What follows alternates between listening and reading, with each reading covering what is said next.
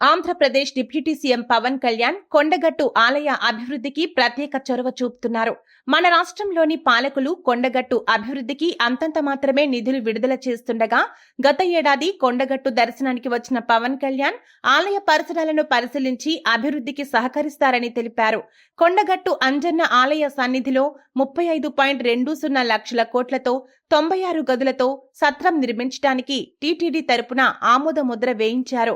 దీక్ష సమయంలో కొండగట్టుకు పవన్ కళ్యాణ్ వచ్చినప్పుడు మండపం నిర్మించాలని నిర్వాహకులు, భక్తులు కోరగా వారి కోరిక మేరకు పవన్ కళ్యాణ్ ఏపీ సీఎం చంద్రబాబుతో, టీటీడీ చైర్మన్ బిఆర్ నాయుడుతో మాట్లాడి టీటీడీ నుండి ప్రత్యేక నిధులు కేటాయించారు.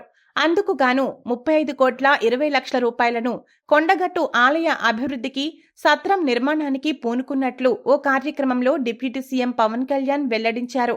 కొండగట్టు సత్ర నిర్మాణానికి చర్యలు తీసుకుంటున్న పవన్ కళ్యాణ్ కు ఫ్యాన్స్, అంజన్న భక్తులు ప్రత్యేకంగా కృతజ్ఞతలు తెలుపుతున్నారు.